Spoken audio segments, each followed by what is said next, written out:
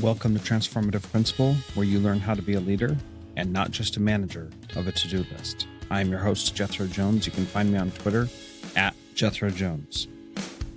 Your to-do list is a hungry monster that is never satisfied. For the last year and a half, I've helped principals get awards, get promoted, and find the time to do the work that really matters. I recently opened a new mastermind slot. Schedule a call with me and let's overcome the stressed and isolated principal position together. Go to the show notes for this episode at transformativeprincipal.org and click Schedule a Call with Jethro.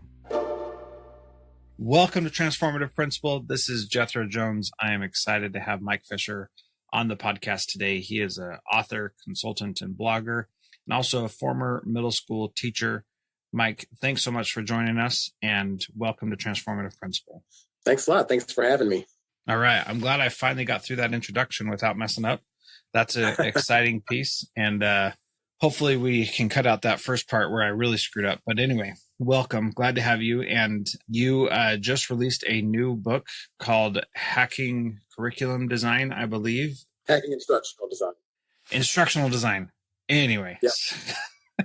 Like I said, I'm all discombobulated, but I'm excited to talk to you because I'm a big fan of people who talk about doing things differently. So can you start by telling us a little bit about the ideas behind Hacking Instructional Design? Sure. So it'll be like my VH1 Behind the Music special. There you go. So a lot of things actually led to this. This was actually going to be a book about curriculum mapping. And when I started writing the curriculum mapping book, we're in a time right now where there's so much going on in education. There's so many new standards and laws and the Every Student Succeeds Act, and previously it was Race to the Top. And there's all this stuff that's eating up teachers' time to plan. And so a lot of times it's easier just to purchase a curriculum or have some sort of vendor resource or support. And I really feel like we were getting away from, our expertise as teachers and being able to do the things that we know are good decisions for the students that we have, including, contemporary, modern, authentic type actions. And so we thought about like what was going to go into this curriculum mapping book, and it started getting bigger and bigger and bigger. And we decided to shift our focus to contemporary instructional design, and not just the documentation of the work, but how do you actually go about building something? What are all of these different building blocks that could be menu items, choices for teachers to make, whether they're building something brand new or whether they're enhancing something that they already have. So that's kind of where this sort of bloomed from. And initially this was supposed to be just, like a 3 or 4 month project. And it ended up taking us about a year and a half to get everything done. And what's in the book is actually still a distillation of what we did. There's a lot more that we did. We published a bonus book to go with this, and we've got enough material, I think, for another book if this one does well. So we're really interested in what teachers create. We're really interested in teachers being experts and being the creators of curriculum and not just receivers of one. Yeah, I think that's a really powerful idea. So one of my frustrations is that so much of the curriculum that we buy, we then feel like because we bought it, we need to go through it all and teach it all to our kids. And we've given away the responsibility of teaching to a publisher. And I just have a real deep inherent problem with that, because the publisher, they're trying to make something that is for as many people as possible so that they can make money.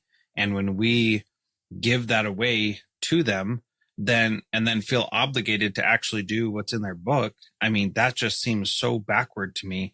And yet it's so hard for us to break out of that mold. Why do you think it's so hard to move away from curriculum and publisher driven products? Well, I think there's several reasons, but chief among them is what Dan and Chip Heath called decision paralysis. They wrote a book called Switch that I read many years ago. That was about changing things when change is difficult. It was written from a business perspective, but I saw immediate application in education. And decision paralysis has to do with the number of things that you have to consider or the number of decisions that you have to make. It's easier just to not make one. And that's a horrible thing to think about, educators like being in that zone. Like there's so many decisions to make, we can't make one, so let's just buy something and cover what we need to cover. I think other things too, when a new teacher shows up in their new job, new district, sometimes there are things that are just part of the system they're going into, so they've never had a hand in developing the curriculum. Or, it might be a seasoned teacher who, back in the day when they went to college, they prepared their lesson plan for the sake of saying that they did it, but they never really got to the heart of curriculum design and what all the elements are and how well we need to understand the standards, how well we need to design assessments for, integrity and reliability and making sure they're measuring what we intend them to measure. And, it's all of those things sort of come together in this perfect system of it's easier to buy something that, a company created. And like you said, it's not great practice because those companies don't know your children. And to let some outsider make that decision, I think is egregious. I absolutely agree. So let's talk a little bit about what curriculum is, because as I've moved from different district to different district, I've learned that people have different definitions for curriculum. So I'll tell you what my belief is, and then you can feel free to correct me. I believe that curriculum is all the materials that help us teach the standards that the state or whatever governing body requires us to teach. Is that a fair summary, or do I need to refine that a little bit?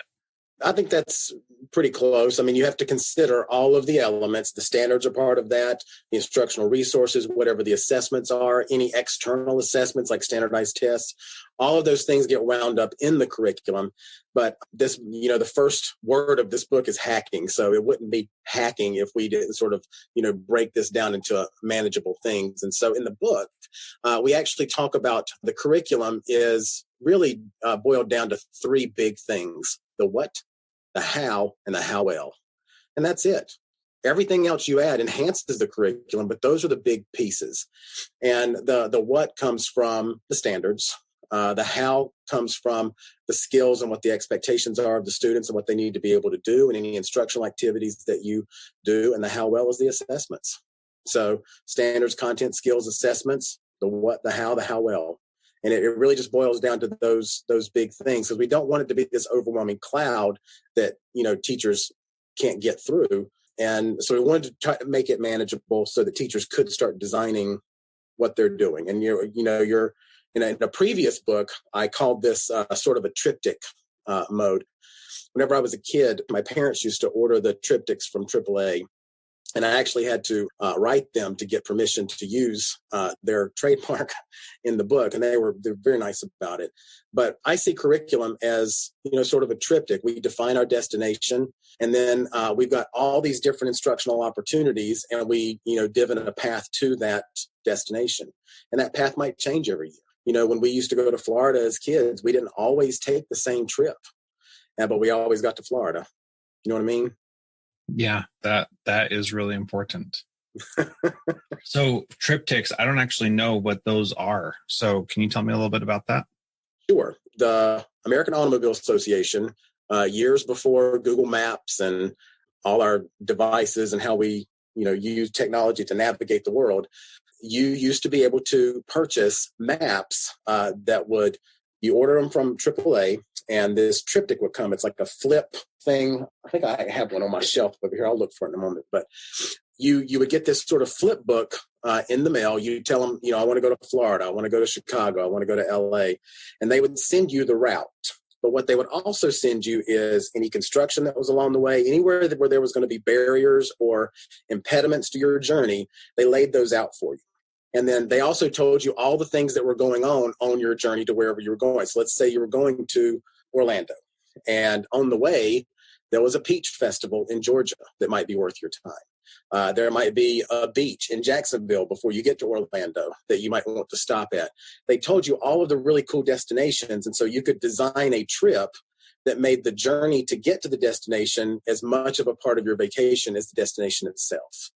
And so I thought it was a really good metaphor for a curriculum design, instructional design, and helping teachers understand that, it's not this big new idea, these ideas have been around a while, and we want to make it palatable enough and easy enough that you can do it yourself.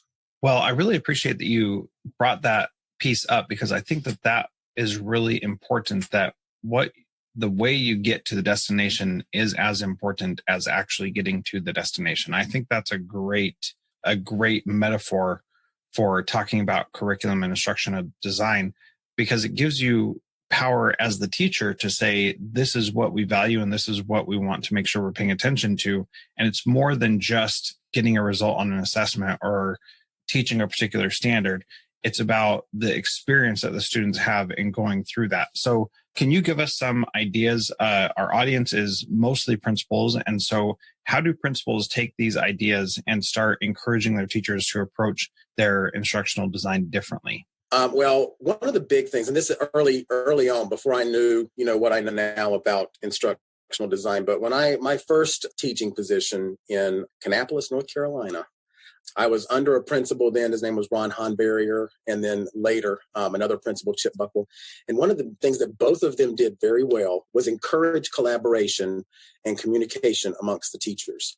And we had, it was just the culture of the building that we met as both a grade level and as a content area at least once a week and sometimes more, so that we could be on the same page about what each other was doing. And then we could make suggestions about those things.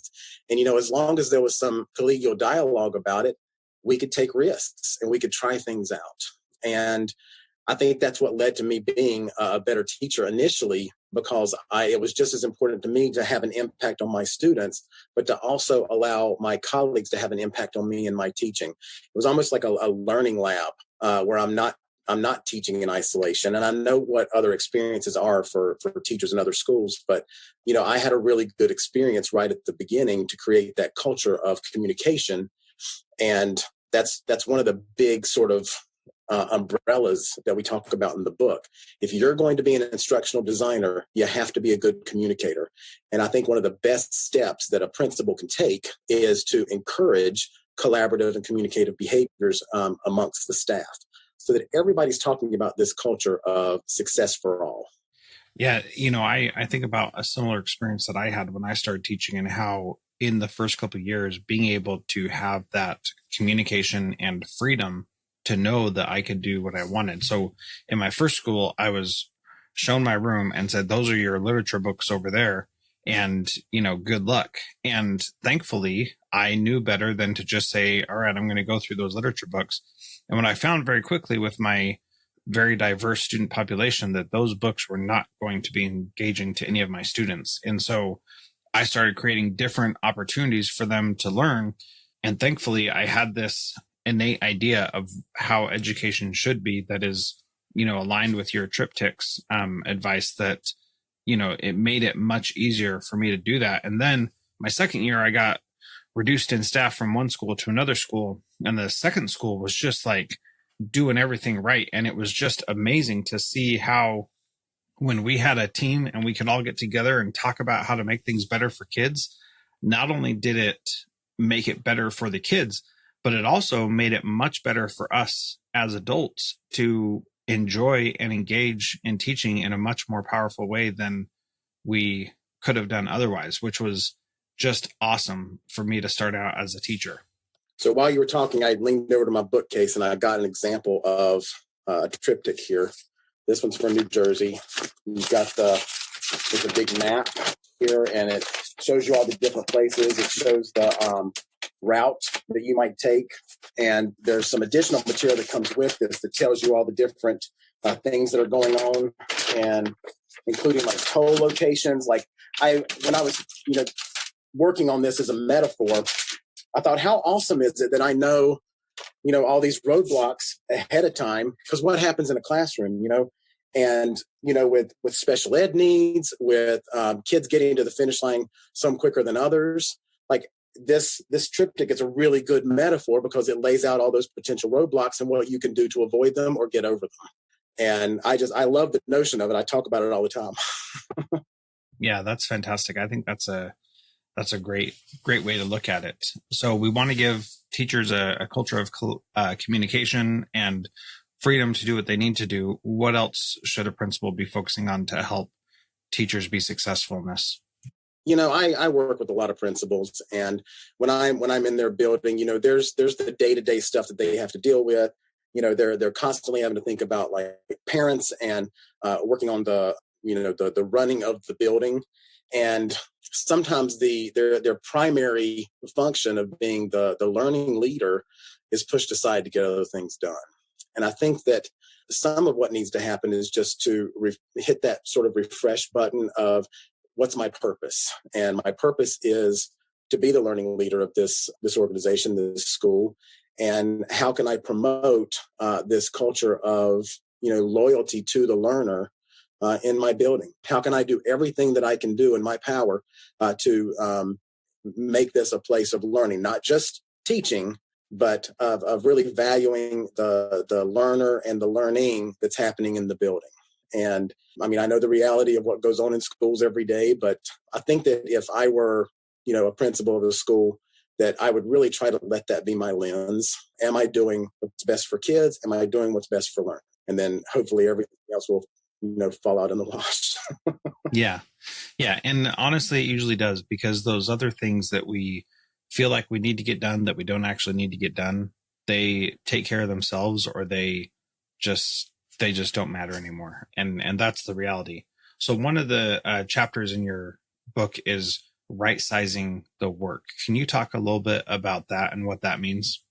Yeah, this is part of my presentation for ASCD in a couple of weeks, which will be over by the time this comes out. But I'm very interested in the notion of students being co-creators of the instructional design, and teachers allowing them some voice and choice in the actions and the propelling of the learning in the classroom. And so right sizing the work has to do with breaking the standard or the big objective or the assessment down into manageable bits for the teachers.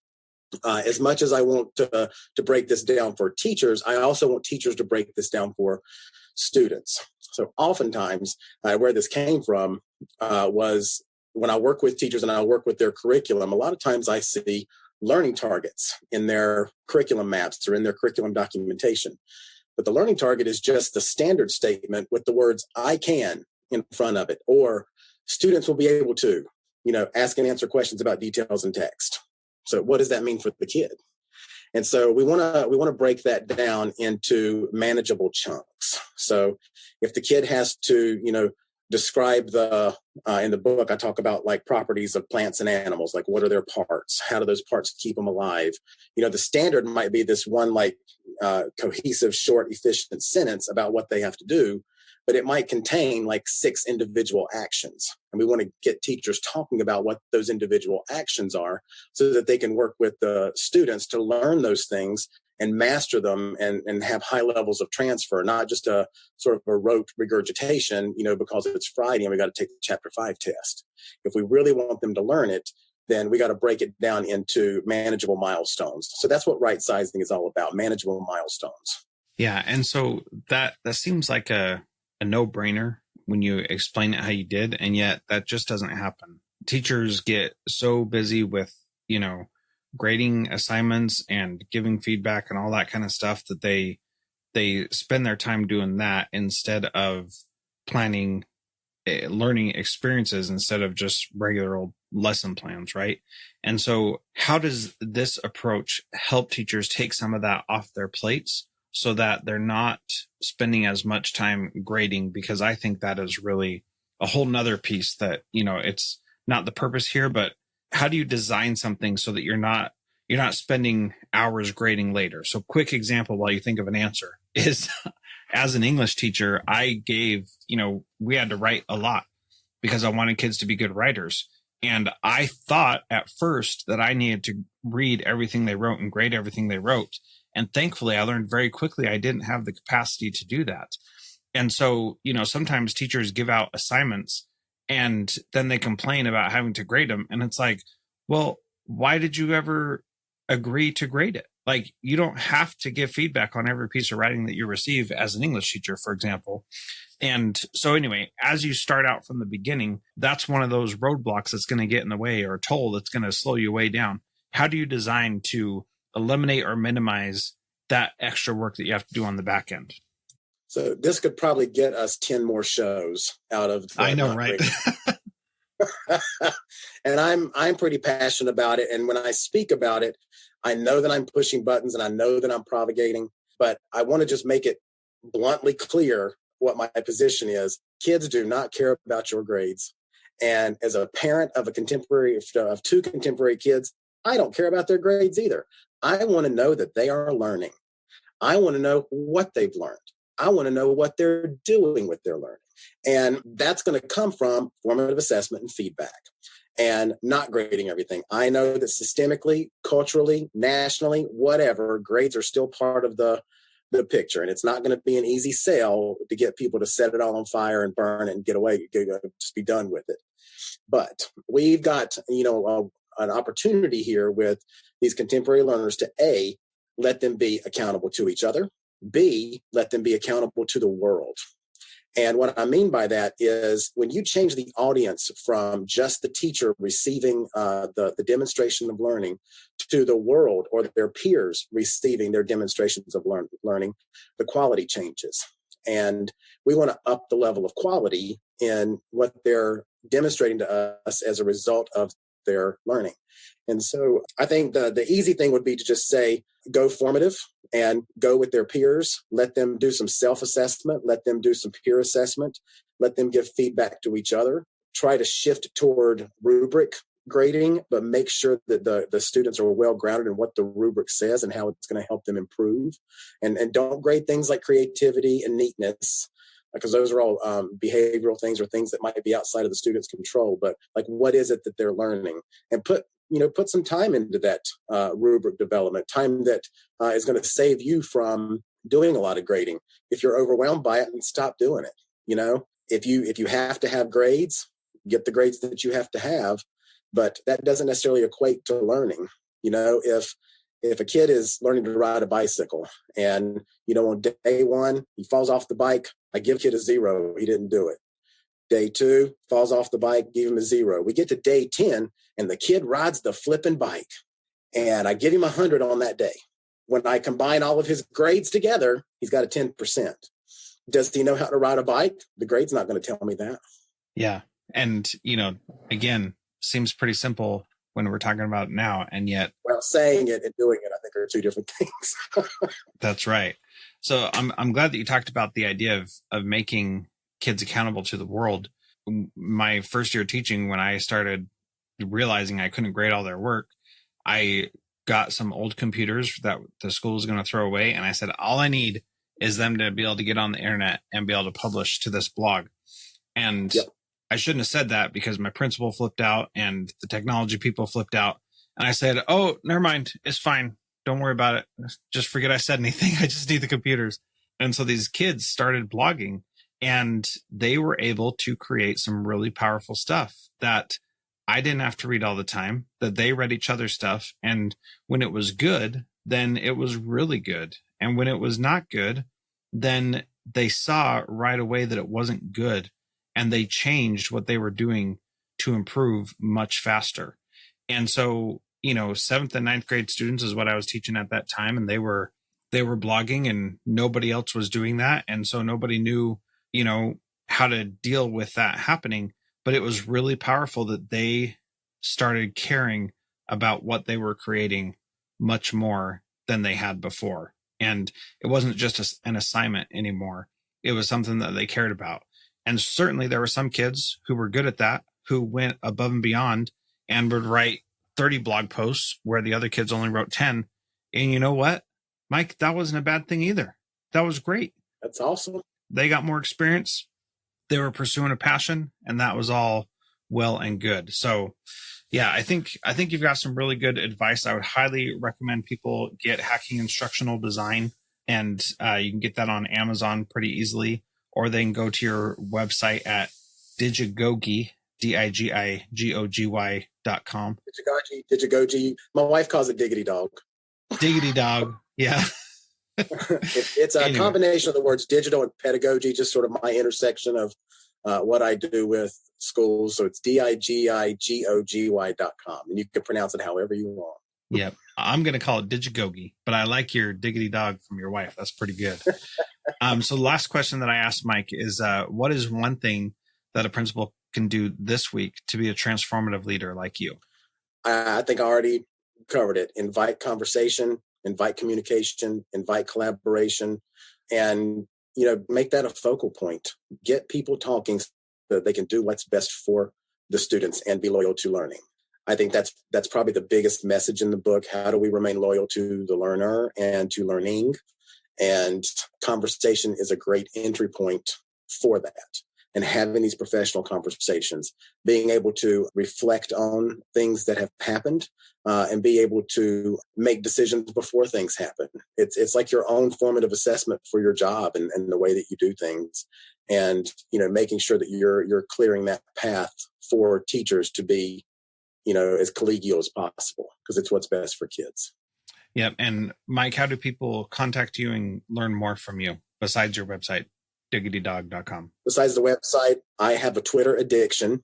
So my username on Twitter is @Fisher1000, @FISHER1000.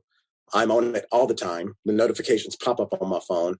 And every so often I do a Twitter chat. I just did one for #HackLearning, and I'll likely do another one in a couple of months. I also want to mention my wife was the co-author on this book. This is her first book.